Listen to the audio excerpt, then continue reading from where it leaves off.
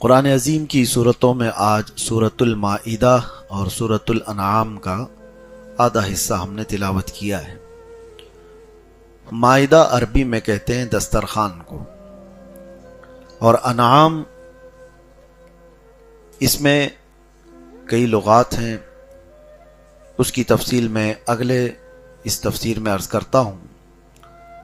مائدہ جو دسترخوان کا ذکر کیا گیا ہے وہ کون سا دسترخوان ہے جس کا ذکر قرآن پاک میں آیا ہے؟ وہ سیدنا عیسیٰ علیہ السلام نے اللہ کی بارگاہ میں دعا کی تھی۔ قال عیسیٰ ابن مریم اللہم ربنا انزل علینا مائدۃ من السماء تکون لنا عیدا لأولنا وآخرنا وآیۃ منک وارزقنا وانت خیر الرازقین۔ عیسیٰ علیہ السلام یوں کہتے ہیں کہ اے اللہ، ہم پر آسمان سے ایک دسترخوان اتار جس میں نعمتیں ہوں، جنتی کھانے ہوں، اور جس دن وہ دسترخوان اترے ہمارے اگلوں اور پچھلوں کے لیے وہ عید کا دن بن جائے۔ یہ الفاظ قرآن پاک میں تکون لنا عیدا لأولنا وآخرنا، ہمارے اگلوں کے لیے اور پچھلوں کے لیے، بعد والوں کے لیے بھی عید کا دن بن جائے۔ کون سا دن؟ عید کا دن تو بنے گا، لیکن کس دن عید ہوگی؟ جس دن دسترخوان اترے گا۔ تو یہ حضرت عیسیٰ علیہ السلام کی دعا تھی۔ تو دسترخوان اتارے جانے کے لیے آپ نے دعا کی، اور اس کے متعلق یہ کہا کہ جس دن دسترخوان اترے گا وہ عید کا دن ہو جائے گا ہمارے اگلوں اور پچھلوں سب کے لیے۔ اسی آیت سے ہم یہ بتاتے ہیں کہ دسترخوان جس دن اترے وہ عید کا دن ہو سکتا ہے، تو پوری کائنات کی رحمت جس دن آئے 12 ربیع الاول وہ عید کا دن کیوں نہیں ہو سکتا؟ اللہ کے رسول صلی اللہ تعالی علیہ وسلم جس کے صدقے میں پورے دنیا کو دسترخوان ملا، جس کے صدقے میں پوری دنیا کھاتی ہو، وہ جس دن تشریف لائے دنیا میں، کیا وہ دن اگلوں اور پچھلوں کے لیے عید کا دن نہیں ہو سکتا؟ اور اللہ تبارک و تعالیٰ نے قرآن پاک میں یہ فرمایا ہے قل بفضل اللہ وبرحمتہ فبذلک فلیفرحوا۔ اے محبوب آپ فرمائیں کہ جب اللہ کا فضل اور اس کی رحمت تمہارے پاس آئے تو خوب خوشیاں مناؤ۔ اللہ کا فضل اور اس کی رحمت جب آئے تمہارے پاس تو کیا کرنا ہے؟ تو اللہ کی رحمت کیا ہے؟ وما ارسلناک الا رحمتا للعالمین۔ اپنے محبوب کے لیے اللہ فرما رہا ہے کہ اے محبوب، ہم نے آپ کو سارے جہانوں کی رحمت بنا کر بھیجا۔ تو جو لوگ ہم سے یہ سوال کرتے ہیں میلاد شرک ہے، میلاد کفر ہے، میلاد بدعت ہے، فلاں فلاں چیزیں، اکثر ہم ان سے یہ کہتے بھی ہیں کہ میلاد مبارکہ حضور صلی اللہ تعالی علیہ وسلم کے آنے کا تذکرہ کرنا، پیدا ہونے کا ذکر کرنا، یہ شرک کو کاٹنے والا عمل ہے، شرک کو ختم کرنے والا عمل ہے۔ اس لیے کہ حضور صلی اللہ تعالی علیہ وسلم کی پیدائش کا ذکر کرتے ہیں نا۔ میلاد کا مطلب کیا ہے؟ پیدا ہونا، جنم دن کو میلاد کا دن، یوم المیلاد کہا جاتا ہے عربی میں۔ تو حضور پاک صلی اللہ تعالی علیہ وسلم کی پیدائش کا دن منا کر سنی یہ بتاتے ہیں کہ وہ خدا نہیں ہے، وہ پیدا ہوئے ہیں۔ جو پیدا ہوتا ہے وہ خدا نہیں ہوتا ہے۔ تو شرک کو ختم کیا جا رہا ہے۔ شرک اس وقت ہوگا جب خدا کی طرح بنا لے، کسی اور کو خدا کے برابر بنا لے، تب کیا ہو جائے گا؟ تو اب ان کے متعلق ہم کو گمان ہے تم میلاد کیوں نہیں مناتے ہیں؟ حضور صلی اللہ تعالی علیہ وسلم کو تم خدا سمجھتے ہو کہ وہ پیدا نہیں ہوئے تھے؟ اگر تم خدا سمجھتے ہو تو شرک تم کر رہے ہو، ہم نہیں۔ ہم میلاد مصطفیٰ منا کر کے بتاتے ہیں میرا محمد خدا نہیں ہے۔ اے عقل والو، میرا محمد خدا نہیں ہے، مگر دلوں میں یہ نقش کر لو کہ وہ خدا سے جدا نہیں ہے۔ میں مانتا ہوں اے عقل والو۔ خیر، یہاں پر یہ ضمناً ذکر آیا اس آیت کریمہ کا، تو دسترخوان کا ذکر آیا ہے، تو اللہ تبارک و تعالیٰ نے اس میں اس خاص دسترخوان کا ذکر فرمایا۔ ویسے جو یہ سورہ شروع ہوتی ہے، سورہ مائدہ جہاں سے شروع ہوتی ہے، اللہ تبارک و تعالیٰ نے کئی احکام اس میں بیان فرمائے۔ اس میں ایک بڑی آیت آئی ہے۔ یہودی کہتے ہیں اگر ایسی آیت ہمارے دین میں آئی ہوتی، ایسی آیت ہماری کسی کتاب میں آئی ہوتی، تو ہم تو اس کو پوری دنیا کی عید مناتے ہیں۔ وہ کون سی آیت ہے؟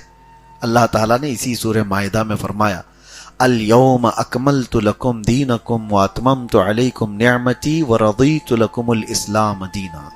اللہ فرماتا ہے، یہ آیت جو ہے روایات میں ہے کہ حجۃ الوداع کے موقع پر نازل ہوئی۔ حجۃ الوداع جانتے ہیں؟ حضور پاک صلی اللہ تعالیٰ علیہ وسلم کا آخری حج، جو اللہ کے نبی صلی اللہ تعالیٰ علیہ وسلم نے اپنی زندگی پاک کا آخری حج فرمایا، وہی ایک حج ثابت ہے۔ اس حج کے موقع پر یہ آیت نازل ہوئی اور قرآن کی سب سے آخری آیت اس کو بتایا گیا، قرآن کی لاسٹ آیت۔ 23 سال ہو چکے تھے قرآن کو اترتے ہیں، اور آخری آیت تھی یہ جس میں اللہ فرما رہا ہے آج کے دن میں نے الیوم اکملت لکم دینکم، آج کے دن میں نے تمہارا دین کمپلیٹ کر دیا، دین ہمارا مکمل ہو گیا، دین میں اب کوئی شوشہ باقی نہیں ہے۔ کوئی نہیں کہہ سکتا کہ ادھورا ہے ابھی دین، یا بعد میں کوئی اور آئے گا اور اس کو پھر کمپلیٹ کرے گا، ایسا نہیں۔ اللہ نے قرآن میں فرمایا میں نے آج کے دن تمہارا دین مکمل کر دیا، وَأَتْمَمْتُ عَلَيْكُمْ نِعْمَتِي، اور میں نے اپنی نعمتیں تم کو تمام کر دی۔ یعنی دین اسلام یہ پورا جو ضابطہ دیا ہے، ایک نظام دیا ہے، اللہ فرماتا ہے یہ مکمل نعمتیں دے دیا۔ وَرَضِيتُ لَكُمُ الْإِسْلَامَ دِينًا، اور اللہ فرماتا ہے میں تمہیں اسلام دے کر راضی ہوا۔ یہ والی جو بات ہے کہ تمہارا دین کمپلیٹ ہو گیا، یہ پچھلی امتوں میں کسی کو نہیں کہا گیا ہے، نہ موسیٰ علیہ السلام کی کتاب میں، نہ داؤد علیہ السلام کی کتاب میں، نہ ابراہیم علیہ السلام کے صحیفوں میں، کہیں پر بھی یہ بات نہیں آئی کہ آج تمہارا دین کمپلیٹ ہو گیا۔ نہیں، ان کو دین دیا جا رہا تھا، کتابیں دی جا رہی تھی، کچھ چیزیں باقی تھی تو کہا جاتا کہ اگلے نبی اس کو کمپلیٹ کریں گے، اس کے بعد پھر دوسرے رسول آئیں گے، دوسرے رسول کے بعد پھر بعد میں جو رسول آئیں گے وہ اپنی پچھلی شریعت کو ختم کرتے ہیں۔ مثال کے طور پر حضرت آدم علیہ السلام کی شریعت میں، آدم علیہ السلام کی شریعت میں کچھ چیزیں جائز تھی، بعد میں حضرت نوح علیہ السلام کے آتے ہی وہ چیزیں حرام ہو گئیں۔ بھائی اور بہن کا نکاح حضرت آدم علیہ السلام کی شریعت میں جائز تھا۔ وجہ یہ ہے کہ انسانوں کی ابتدا ہی اس وقت ہے، دوسرے کہاں سے ہوتے ہیں؟ آدم علیہ السلام کی جو اولاد تھی ان میں سے ایک دوسرے کا نکاح جائز تھا، بعد میں جب انسانوں کی تعداد بڑھ گئی تو پھر یہ حرام قرار دے دیا گیا، پھر بہنوں سے نکاح نہیں، یہ شریعت کو، پہلی والی شریعت کو ختم کر دیا گیا۔ نوح علیہ السلام کی شریعت میں کچھ چیزیں جائز تھیں، پھر اس کے بعد آنے والے نبیوں میں اور آگے آنے والے حضرت ابراہیم علیہ السلام کی شریعت میں وہ چیزیں ختم کر دی گئی۔ ابراہیم علیہ السلام کی شریعت میں کچھ چیزیں جائز تھیں، اس کو بعد میں آتے ہوئے موسیٰ علیہ السلام، عیسیٰ علیہ السلام کی شریعتوں میں ختم کر دیا گیا۔ تو ایسے ہی ایک حکم تھا اور اس کو بعد والے رسول آ کر ختم کرتے، اخیر میں آئے محمد رسول اللہ صلی اللہ علیہ وسلم، اور میرے آقا صلی اللہ تعالیٰ علیہ وسلم پر یہ قرآن اترا، اور اس کے بعد پھر یہ اعلان ہو گیا آئی نئی حکومت، سکہ نیا چلے، عالم میں رنگ بدلا، صبح شب ولادت۔ اب حضور پاک صلی اللہ تعالیٰ علیہ وسلم کے آنے کے بعد پچھلی امتوں کے ساری شریعتیں منسوخ ہو گئی، ختم ہو گئی، حکم چلے گا تو صرف اور صرف قرآن عظیم کا ہوگا۔ اب یہ کمپلیٹ کرنے والی کتاب آ گئی۔ ہم نے آج کئی جگہ پر یہ تلاوت کی ہے، وہ مصدقا لما بین یدیہ، یعنی یہ قرآن نئی کتاب تو ہے، حضور صلی اللہ تعالیٰ علیہ وسلم پر اتاری گئی، لیکن پچھلی کتابوں کی یہ تائید کرتا ہے اور تصدیق کرتا ہے، تورات کا، انجیل کا۔ ایسا نہیں کہ پورا انکار کر دے، وہ کتابیں ہی نہیں تھی، نہیں، قرآن ان کتابوں کی تصدیق کرتے ہوئے آیا ہے، ان رسولوں کی تصدیق کرتے ہوئے آیا ہے۔ قرآن کو ایسا آپ نہ سمجھیں کہ قرآن آنے کے بعد وہ کتابیں سچ تھی نہیں، نہیں، ہمارا ایمان ہے ان کتابوں پر، تورات پر، انجیل پر، زبور پر، لیکن ان کتابوں پر جو اللہ نے اپنے نبیوں پر اتارا تھا، ان کتابوں پر نہیں جو انہوں نے بنا لیا۔ جو اللہ تعالیٰ نے اپنے نبیوں پر اتارا تھا وہ کتابوں پر ایمان رکھنا، یہ تو ہمارے ایمان کا حصہ ہے۔ اگر آپ نے ان کتابوں کا انکار کیا تو آپ مومن ہی نہیں۔ تو اب قرآن عظیم کے آنے کے بعد ساری شریعتیں منسوخ ہو گئی۔ اب سنیے ایک روایت میں بتاتا ہوں، بعض لوگ اس چیز کو سوال بھی کر رہے تھے، اس لیے حضرت سیدنا عمر ابن خطاب رضی اللہ تعالیٰ، حضور صلی اللہ تعالیٰ علیہ وسلم بیٹھے ہیں، حضرت ابو بکر صدیق رضی اللہ تعالیٰ عنہ بھی بیٹھے ہیں، حضرت عمر کے پاس تورات تھی. تورات جانتے ہیں؟ یہ موسیٰ علیہ السلام پر اتاری ہوئی کتاب ہے. پچھلی امتیں اس کو پڑھتی رہیں، یہودیوں کیا اس کی تلاوت ہوتی رہی، اس کے احکام چلتے رہے. تو حضرت عمر ابن خطاب رضی اللہ تعالیٰ عنہ کے ہاتھ میں تورات تھی، آپ وہ پڑھ رہے تھے. دیکھیں اللہ کی کتاب ہے، ہمارا ایمان ہے اس پر. حضور پاک صلی اللہ تعالیٰ علیہ وسلم کا چہرہ سرخ ہوتا رہا اور حضرت عمر پھر پڑھتے رہے. سیدنا ابو بکر صدیق رضی اللہ تعالیٰ عنہ نے جلال میں ان سے کہا، اے عمر دیکھتے نہیں اللہ کے رسول صلی اللہ تعالیٰ علیہ وسلم اس سے غضبناک ہے، ناراض ہے، تم پڑھے جا رہے ہو. حضرت عمر نے کہا، میں کوئی غلط کتاب نہیں، اللہ کی کتاب پڑھ رہا ہوں جو اللہ تعالیٰ نے اپنے پچھلے نبیوں پر اتارا ہے. حضور پاک صلی اللہ تعالیٰ علیہ وسلم نے ارشاد فرمایا، اے عمر. اب دیکھیں یہ بڑا پاورفل جملہ ہے جو لوگ ان کتابوں میں سے بھی کچھ نکالنے کی کوشش کرتے ہیں کہ اس پر بھی عمل کر لیں گے، اس پر بھی عمل کر لیں گے. ان کے لیے رسول پاک صلی اللہ تعالیٰ علیہ وسلم فرماتے ہیں، قسم رب ذوالجلال کی عمر، اگر موسیٰ آج زندہ ہوتے تو تورات نہیں میری شریعت کو فالو کرتے. اگر موسیٰ علیہ السلام زندہ ہوتے تو وہ میری شریعت کا اتباع کرتے، نہ کہ تورات کو. تو جس پر اترا ہے، جس پر اتاری گئی ہے تورات، اس کے بارے میں حضور فرما رہے ہیں. اور پھر حضرت عمر فاروق نے بند کر دیا. میرے عزیزو، اسی طرح کی بات حضرت عبداللہ بن سلام، ایک صحابی یہودی تھے وہ، اور ایمان لائے. مدینہ طیبہ کے بڑے عالم تھے، یہودیوں کے عالم. اور وہ جب اسلام لائے تو انہوں نے بہت ساری چیزیں ریسرچ کیا تھا. ظاہر سی بات ہے وہ پڑھے لکھے ہوئے تھے، بہت ساری نشانیاں بھی دیکھے تھے. پھر جب اسلام بھی لائے تو حضور صلی اللہ علیہ وسلم کی بارگاہ میں یہ عرض بھی کیے تھے کہ آقا، میں یہودیوں میں جب تھا تو عالم تھا، دعا فرمائیں کہ ایمان لانے کے بعد مسلمانوں میں بھی ویسا ہی علم مجھے ملے. تو اللہ کے رسول صلی اللہ علیہ وسلم نے ان کے لیے دعا فرمایا اور ان کو حبر الامہ کہا گیا، پوری امت کا عالم تھی. عبداللہ بن سلام.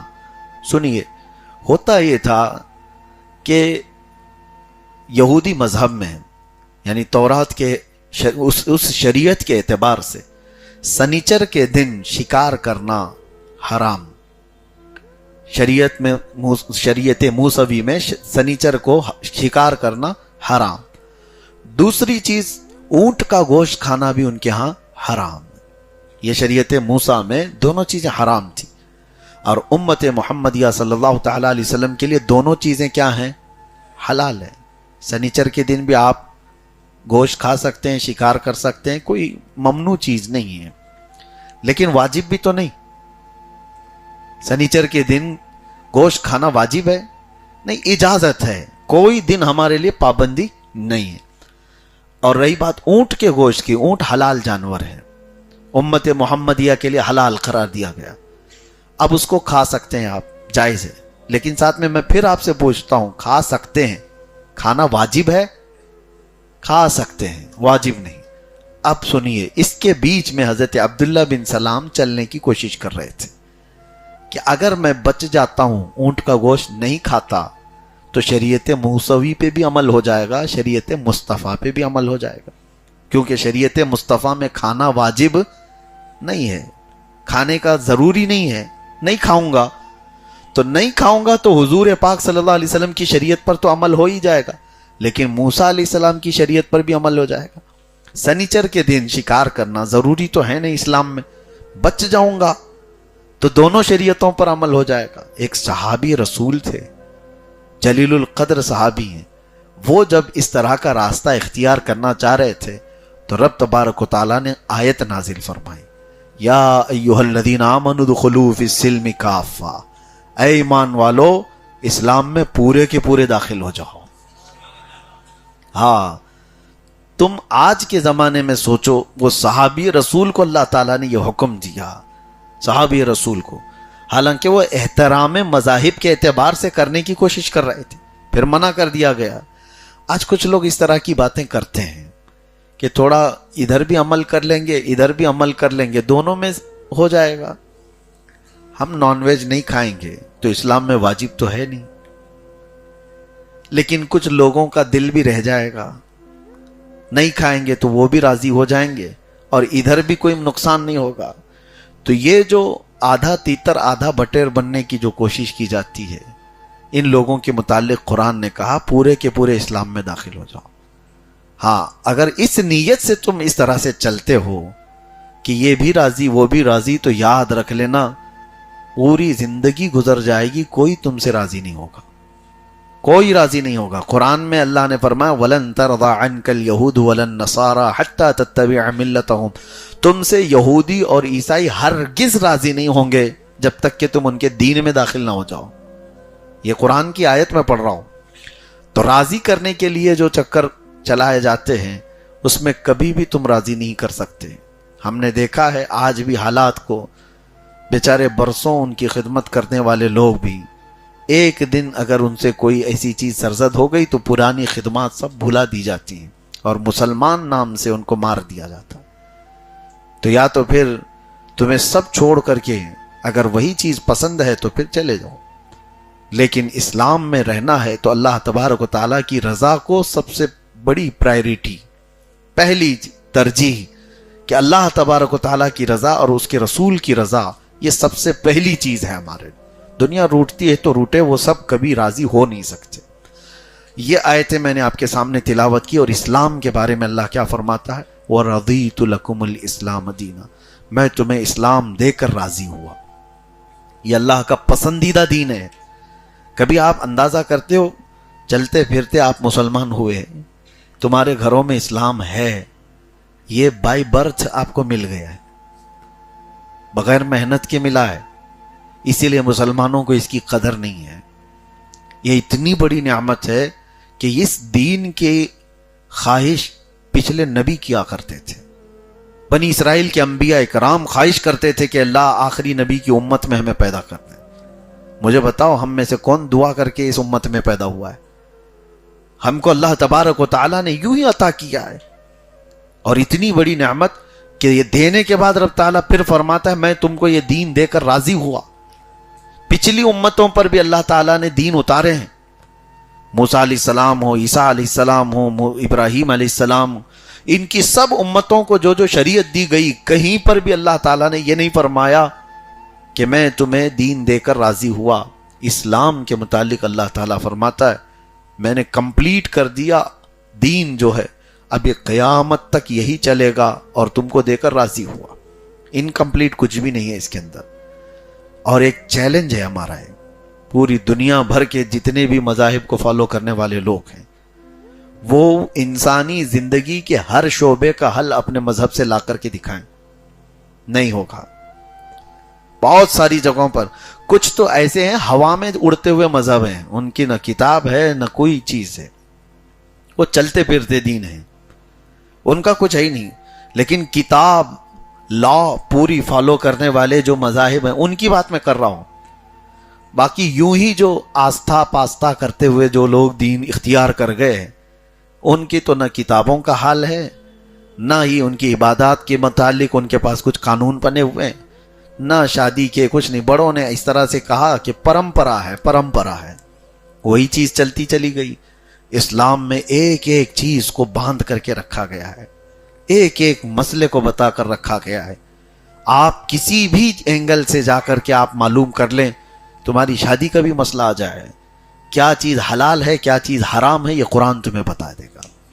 شریعت مصطفیٰ صلی اللہ تعالیٰ علیہ وسلم میں حتیٰ کہ تمہیں چلنے کے آداب، تمہارے بیٹھنے کے آداب، تمہارے سونے کے آداب، تمہارے کھانے کے آداب، تمہارے پینے کے طریقے، یہ تو چلے اتنے ہی ہوئے. استنجا جانے کے طریقے، تمہیں وہاں پر طہارت لینے کے طریقے. ارے تمہارے کپڑے پر تھوڑی نجاست لگ جائے، اس نجاست کو پاک کرنے کے لیے جو مسئلے لکھے گئے، کتابیں بھر گئی ہیں، کتابیں بھری ہوئی ہیں کہ نجاست کی بھی قسمیں کر دی فقہائے کرام نے. نجاست یعنی اڑتے ہوئے پرندے اگر وہ بیٹ کر دیے، وہ پکانا کر دیے، ان میں بھی دو قسم کے پرندے ہیں. حلال پرندے الگ ہیں، حرام پرندے الگ ہیں. کس کی بیٹ گری ہے تمہارے کپڑے پر؟ جانوروں میں بھی کچھ وہ جانور ہیں جن کا کھانا حلال ہے، جن کا، اور کچھ وہ جانور ہیں جن کا کھانا حرام ہے. کون سے جانور کا تھوک لگا، کون سے جانور کا پیشاب لگا، کون سے جانور کی لید لگی، سب کے مسائل یہ فقہ اسلام میں بتائے گئے. پھر کپڑے کے متعلق بھی اتنا ہی نہیں ہے، خالی میں صرف طہارت کی بات کر رہا ہوں. نجاست لگی، اگر پیشاب پخانا یا کسی کا جوٹا لگا ہو جانوروں کا، تو اس کو پاک کرنے کے طریقے بھی الگ الگ، یعنی کون سے کپڑے پر لگی ہے، پتلا کپڑا ہے کہ موٹا کپڑا ہے، جاڑا کپڑا ہے. اور اس کے بعد پھر اگر چھوٹی نجاست ہے تو اس کی کتنی مقدار لگی ہو تو کتنا اس سے پاک ہو جائے گا. بڑی نجاست لگی ہے پخانا وغیرہ تو کتنا دھونے سے پاک ہوگا. یہ سب میں چیلنج کے ساتھ کہتا ہوں، کوئی دنیا کے دوسرے مذہب کے لا لا کر کے دکھا دو تمہارے ایک کپڑے کو پاک کرنے کے لیے. حد ہو گئی میرے عزیزوں. اگر آپ فقہ میں اس سمندر میں غوطے کھاتے چلے جائیں یہ کبھی ختم ہی نہیں ہوتا. گھر کے اندر شیشی رکھی ہے گھی کی، اس کے اندر اگر نجاست گر گئی تو اس کے پاک کرنے کے طریقوں پر پوری کتاب لکھی ہوئی ہے.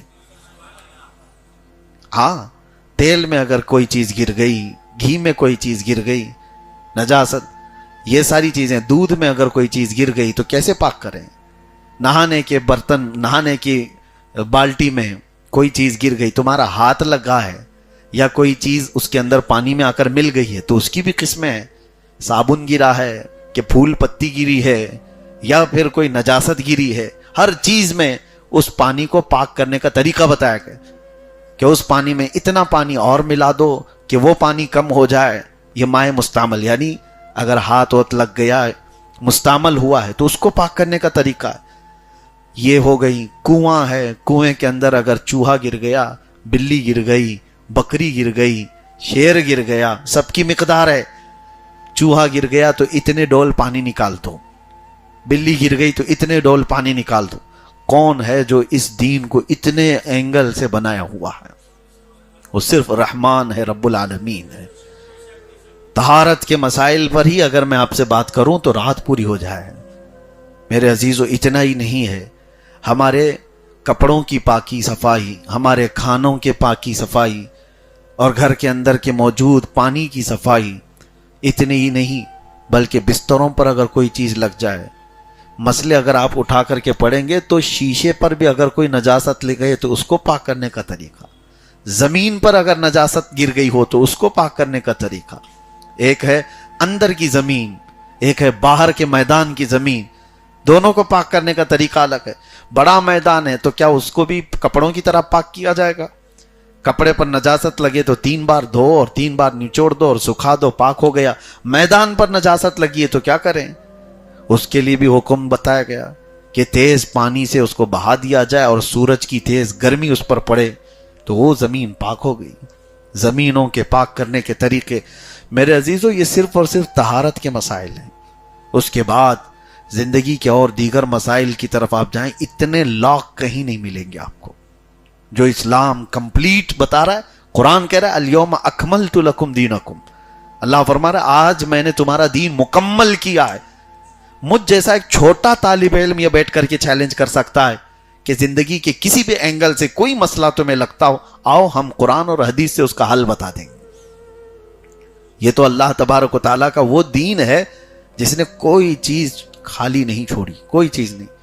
تمہارے چلنے کے طریقے، تمہارے بیٹھنے کے طریقے، تم پر ایک عبادت فرض کر دی گئی، نماز فرض کر دی گئی. اب اس میں بڑے مسئلے آتے ہیں. انسان ایک طبیعت کے نہیں ہیں، سب کی طبیعتیں الگ ہیں. کوئی بوڑھا ہے، کوئی جوان ہے، کوئی بچہ ہے، سب کی کیٹیگری الگ الگ ہیں. کوئی گونگا ہے، کوئی بہرا ہے، سب کے لیے مسائل نماز کے بتائے گئے. اگر کوئی لنگڑا ہے تو وہ کیسے نماز پڑھے؟ کوئی لولا ہے تو ہاتھ اٹھا سکتا ہی نہیں ہے، اور کوئی گونگا ہے پڑھ سکتا نہیں، اس کے لیے کیا مسائل ہیں؟ سارے ایکسیپشنز کے ساتھ یہ مسائل شرعیہ بتائے گئے ہیں. ایک بھی چیز چھوڑی نہیں گئی. آپ کے ذہن میں کوئی چیز گزر رہی ہو تو بتاؤ، اسلام اس کا بھی جواب دیا ہوا ہے. صرف تنہا امام اعظم ابو حنیفہ رضی اللہ تعالیٰ عنہ نے 80 لاکھ مسئلوں کا حل بتایا ہے. باقی اماموں کی بات تو چھوڑے ہیں، ان کے مسائل سے جو اخذ کیا گیا ہے تو فقہ حنفی. آج دنیا کے 1-2 نہیں، تقریباً ممالک، کئی کنٹری ایسی ہیں اسلامک کنٹریز جہاں کے لا جو چلتے ہیں وہ امام اعظم ابو حنیفہ کی فقہ پر چلتے ہیں، ان کی فقہ پر چلتے ہیں.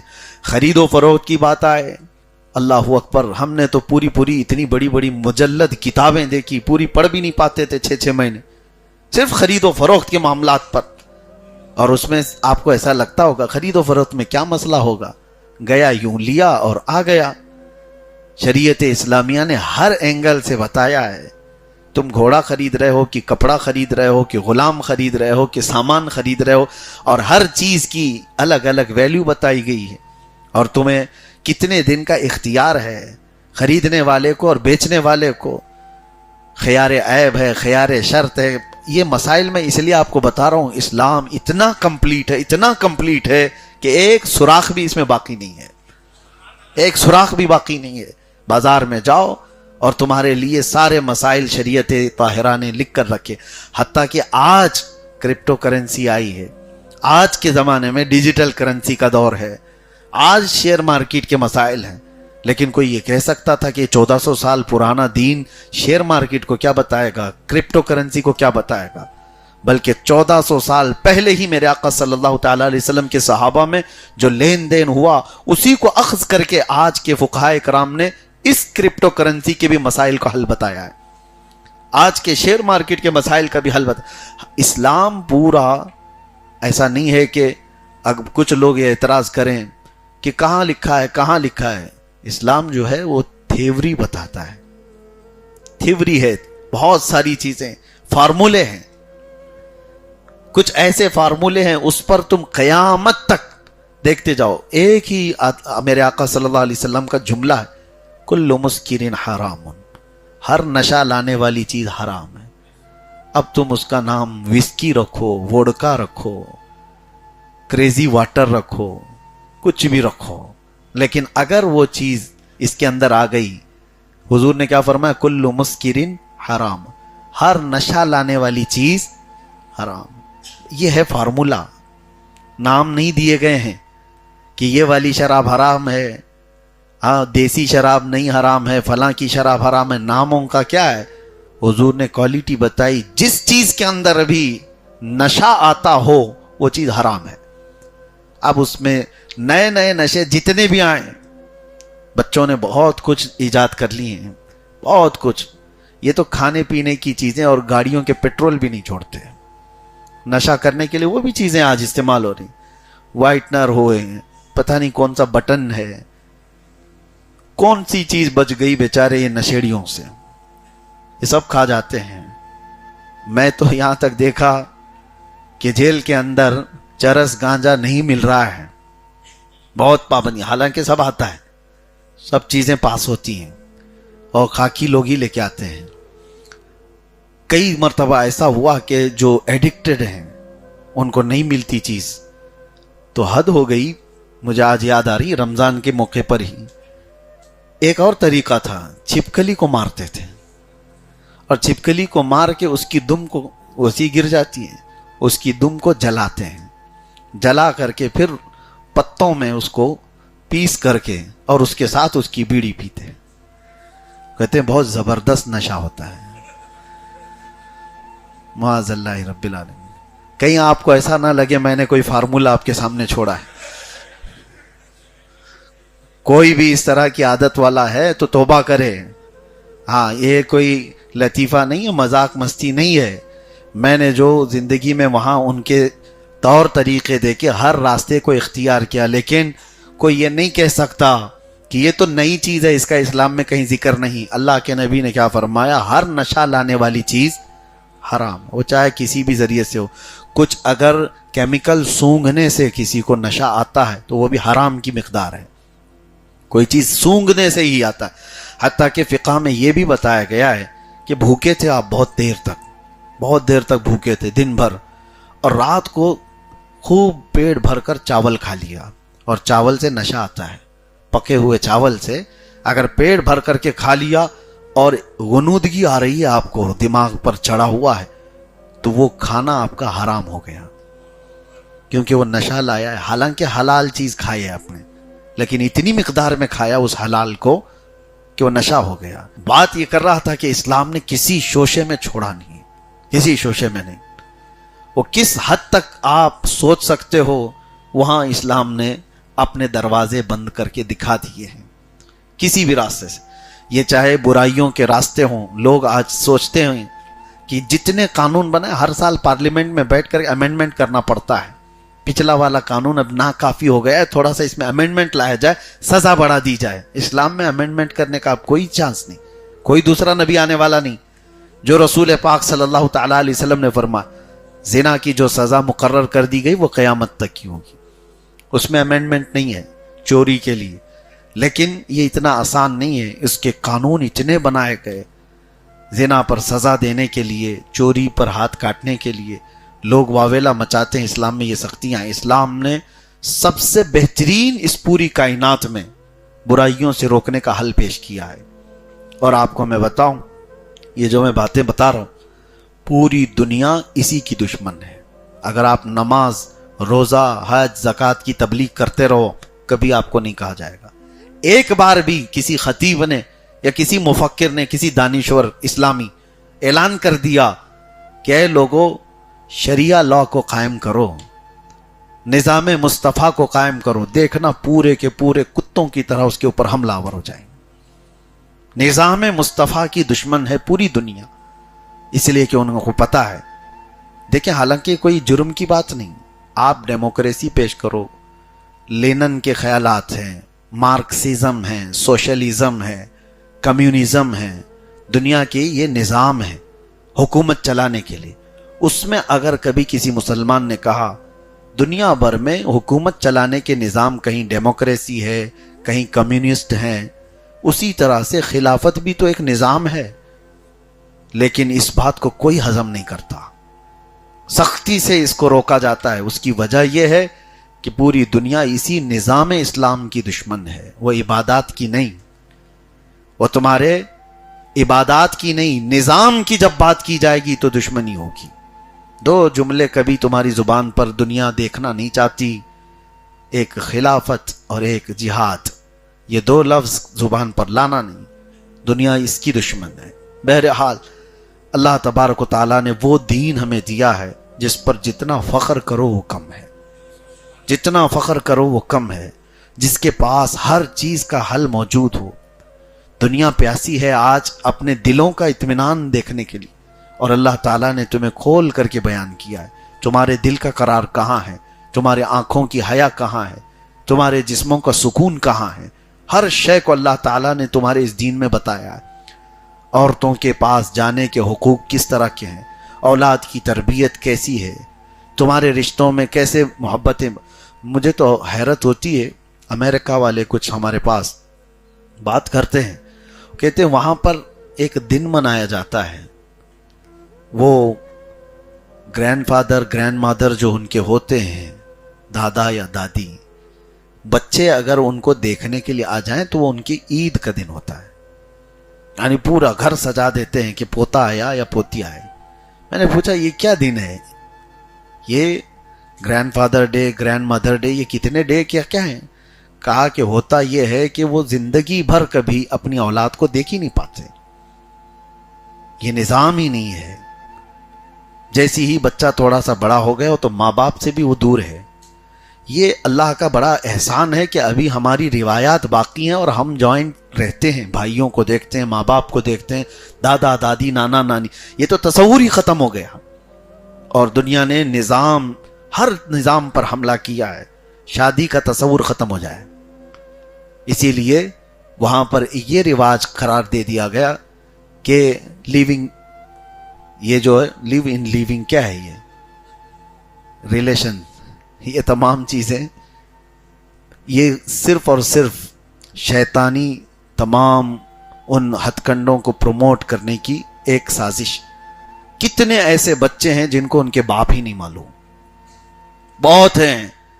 اور کیوں اس کو ختم کیا جا رہا ہے؟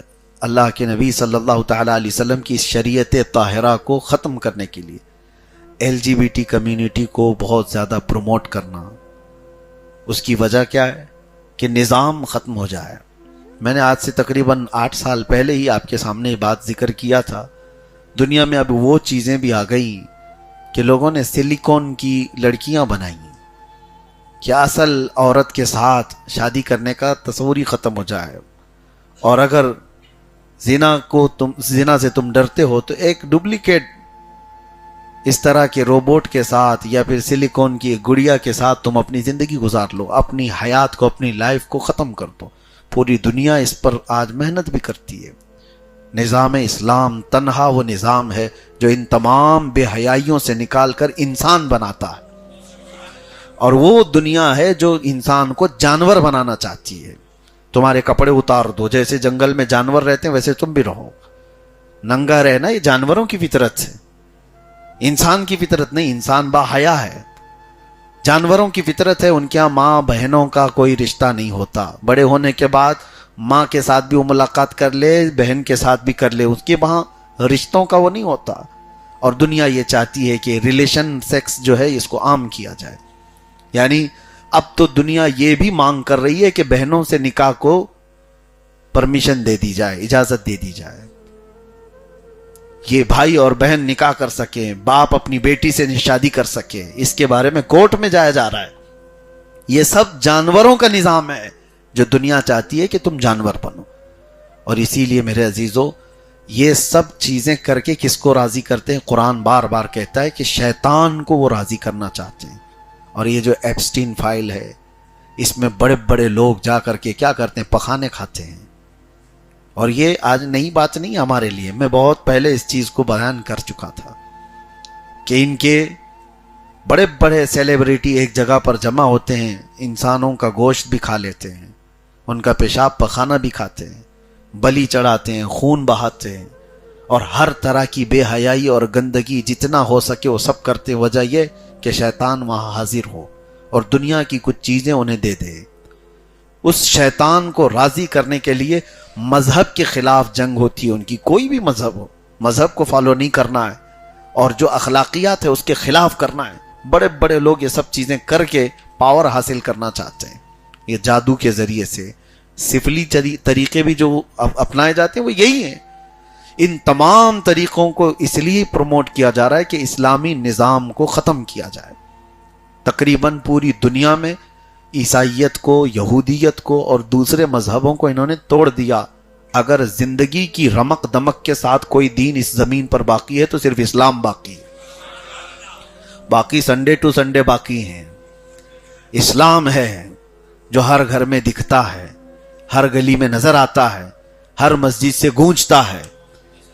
یہ اسلام کی رمق دمک آج تک جو باقی ہے وہ کئی لوگوں کی آنکھوں میں ٹیس پہنچاتی ہے کہ 1400 سال کے بعد بھی اس طرح کی اس کی رونقیں باقی کیسی ہیں۔ یہودی ہر طرح سے انہیں توڑنے کی کوشش کرتے رہے، لیکن پھر عرفات کے میدان میں جا کر دیکھے تو ہکے بکے رہ جائے۔ یہ کیا اسلام ہے جو ان کو 2 کپڑوں میں لا کر لبیک پکارنے لگاتا ہے؟ سارے رنگ و نسل کو مٹا کر کے بادشاہ، امیر، غریب سب کے فرق کو مٹا کر اللہ کی حضور جھکا دیتا ہے۔ یہ کہاں سے دین کے اندر یہ تقویت ہے؟ دنیا کے پاس یہ پاور نہیں ہے۔ وہ پرچار کر کر کر کر کے بھی لوگوں کو نہیں جمع کر سکتے، اور ہم بغیر اعلان کے جمعہ میں مسجدیں بھری نظر آتی۔ جمعہ کا کبھی اعلان ہوتا ہے کہ جمعہ ہے آ جاؤ، جمعہ ہے آ جاؤ؟ پوسٹر نکلتا ہے جمعہ کا؟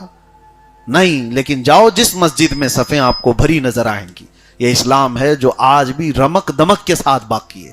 اس روئے زمین پر اتنا ایکٹیو مذہب کوئی نہیں ہے، باقی اوکیشنلی ہیں۔ جب ضرورت پیش آئے گی تو دین ہے، جب چیزیں ان کو لگے کہ ابھی فالو کرنا چاہیے، چھٹی کے دن ہے چلو مذہب میں آ جاؤ۔ اسلام میں چھٹی کے دن فالو کرنے کے نہیں ہوتے۔ یہاں جو مسلمان بچہ پیدا ہوا وہ پیدا ہونے سے لے کر کے قبر میں جانے تک اسلامی طریقے پر ہی چل رہا ہے۔ ہاں، ہمارے گود میں بچہ آیا ہے تو اذان پڑھ کر کے آتا ہے، اذان سن کر کے آتا ہے، اور قبر میں جاتا ہے تو نماز پڑھ کے جاتا ہے۔ دین کے اوپر ہی اس کو پورا گزارا جاتا ہے، حتیٰ کہ صرف پیدا ہونے اور مرنے تک ہی نہیں۔ گھر میں خوشیاں آئیں تو دین کو بھول نہ جاؤ، تمہیں ادھر ادھر گھمایا پھرایا نہیں جاتا۔ جوڑے کو بھی اگر رکھا جاتا ہے تو اللہ اس کے رسول کے حکم کے مطابق۔ نکاح کا بھی ہمارا جو مقدس ایک طریقہ ہے وہ دنیا میں نہیں ہے۔ اسلامی کانسیپٹ سے ہٹا کر کے آپ کو لائف نہیں گزاری جاتی، اور یہی دنیا کو چبھتا ہے کہ یہ کسی بھی جگہ پر یہ چھوڑتا نہیں ہے۔ اس کے گھر میں کبھی ایسا کچھ ہوں گے جو ریئر ہوں گے، جو منافق وقت ٹائپ کے جو مسلمان نظر آتے ہیں ان کی بات میں نہیں کرتا، لیکن جو دین کو ویلیوبل سمجھتے ہیں، اپنے دین کو اہمیت دیتے ہیں، ان کا حال یہ ہے کہ وہ ایک لمحے کے لیے بھی دین سے ہٹتے نہیں ہیں، اگرچہ نماز نہیں پڑھ رہے ہیں، اگرچہ زکوٰۃ میں کمزور ہیں، اگرچہ حج میں کمزور ہیں، روزوں میں کمزور ہیں، لیکن دین اسلام ان کے چہروں سے یا ان کے گھروں سے ختم نہیں کیا جا سکتا، ختم نہیں کیا جاتا۔ اسی وجہ سے دیکھیں اب تو یہ بڑھتا ہی جاتا ہے، اب تو یہ کوئی بھی میلاد آ جائے، رمضان آ جائے، گھروں کو دیکھ کر سمجھ میں آتا ہے ہری جھنڈی کہاں دکھ رہی ہے۔ تو یہ جو پوری دنیا میں رمق دمق کے ساتھ جو دین باقی ہے، یہ دنیا کو تکلیف پہنچاتا ہے، اور میرے رب کا فرمان ہے کہ یہ دین اللہ تعالیٰ کا پسندیدہ دین ہے، اور صبح قیامت تک یہ چمکتا دمکتا ہی رہے گا۔ رب تبارک و تعالیٰ نے فرمایا، اب یہاں پر میں بات ختم کرتا ہوں، وَمَن يَبْتَغِ غَيْرَ الْإِسْلَامِ دِينًا فَلَن يُقْبَلَ مِنْهُ، اللہ فرماتا ہے دین اسلام چھوڑ کر دوسرا راستہ اختیار کرو گے، قیامت کے دن ہرگز قبول نہیں کیا جائے گا، اور آخرت میں تم بڑے خسارے میں ہوں گے۔ اور یہ بات یاد رکھو، تم دین کو اسی طرح سے فالو کرو کہ اس سے بڑھ کر میری کوئی خواہش نہیں، اس سے بڑھ کر میری کوئی خواہش نہیں۔ ایک بات میں نے اس سے قبل بھی بتایا تھا، ایک فرانس کی لڑکی کے متعلق، وہ ایمان لائی تھی، عیسائی لڑکی، اس کا انتقال ہوا۔ وہ جس عالم دین کے پاس ایمان لائی تھی، ان سے اس نے کہا تھا کہ میرے گھر والے بہت مارتے توڑتے ہیں میرے اسلام لانے پر، بہت ایذائیں دیتے ہیں، لیکن مر جانے کے بعد آپ ایک کام کریں، میری قبر سے اٹھا کر کے مجھے ایمان والوں کے بیچ میں دفن کر دیں۔ اس کی خواہش تھی، جوان لڑکی انتقال کر گئی، سنیے بڑی بات ہے۔ اور اس کے بعد انتقال ہوا، دفن بھی ہو گئی۔ وہ عالم دین کہتے ہیں کہ میں اچانک اس کی قبرستان گیا، یہ عیسائی قبرستان تھا، تو اس کی قبر تازی قبر تھی، اور جا کر کے میں نے سوچا کہ اس بچی کی وصیت تھی، ان کے ہاتھ پر ایمان لائی، ان سے قرآن پڑھی، اس کو ٹرانسفر کر دوں، لے کر کے آ جاؤں ایمان والوں کے قبرستان میں۔ کھول کر کے دیکھا تو وہ لڑکی ہی نہیں وہاں پر، وہاں پر تو ایک داڑھی والے کوئی عالم دین سوئے ہیں، اور شکل صورت سب مسلمانوں کی دکھتی ہے۔ تو یہ گھبرا کر کے جلدی سے بند کر کے آئے، بہت اچھی طرح سے چیک کیا، وہی قبر ہے، ساری چیزیں وہی ہیں۔ خیر بات آئی گئی، وہ حج پر تھے اسی سال۔ سنیے، حج کے زمانے میں مکۃ المکرمہ جنت المعلی قبرستان ہے، اس جنت المعلی قبرستان میں ایک حادثہ ہوا، مکہ والوں میں مشہور ہو گئی بات۔ ہوا یہ کہ وہاں پر ایک بڑا خاندان تھا مکہ والے، ان کے اجازت سے ایک دوسری میت کو ان کے گھر والوں کی قبر میں دفن کرنا تھا۔ گھر والوں نے کہا کہ ٹھیک ہے، وہاں تو قبریں کھود دی جاتی ہیں، تو جس قبر کو کھودی گئی وہ ایک عالم دین کی تھی، وہ جو مکہ کے رہنے والے تھے، تو لوگوں کو سب پتا تھا کہ ابھی ابھی ان کا انتقال ہوا اور اس قبر میں ان کو دفن کیا گیا، لیکن اس کو کھود کر دوسرے کو وہاں پر دفنا رہے تھے۔ تو دیکھا گیا کہ وہاں پر ایک خوبصورت لڑکی سوئی ہوئی ہے، تو لوگوں کو حیرت ہوئی کہ یہاں اور یہ جسم تازہ بھی ہے۔ یہ بات پھیل گئی کہ پھر وہ کہاں ہے، اس کی قبر کہاں ہے جس کو ہم نے دفن کیا اس قبر میں۔ تو وہ جو فرانس کے رہنے والے عالم تھے، ان کے کانوں میں یہ بات آئی کہ ایسا کچھ مکہ کے قبرستان میں دیکھا گیا۔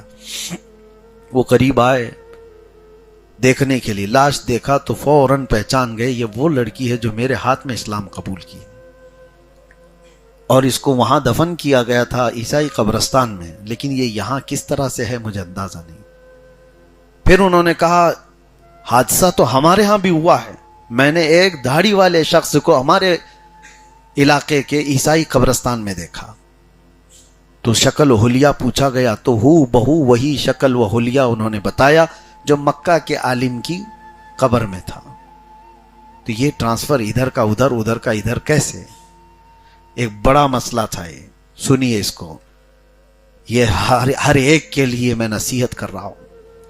اس خاتون سے جا کر پوچھنے کے لیے بڑے علماء گھر گئے، اس عالم دین کی بیوی سے، جا کر کے پوچھا کہ تمہارے شوہر کا جو انتقال ہوا کیا تمہارا خیال ہے؟ کہا بہت اچھے پرہیزگار تھے، علم بھی اچھا، عبادت بھی اچھی، سب چیزیں اچھی۔ کہا تو پھر کیسے ایسا ہو سکتا ہے؟ آپس میں ایک دوسرے سے لوگ بات کر رہے تھے، بیوی نے پوچھا ہوا کیا ہے یہ تو بتاؤ۔ لوگ بتا نہیں رہے تھے۔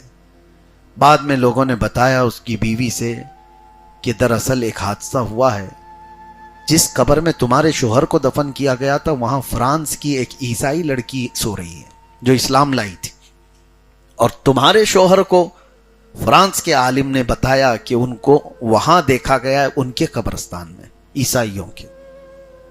تو اتنا سنتے عیسائیوں کے قبرستان میں، بیوی چیخ مارتی ہے اور روتے ہوئے کہتی ہے میں کہتی تھی میرے شوہر سے بار بار، میں کہتی تھی بار بار۔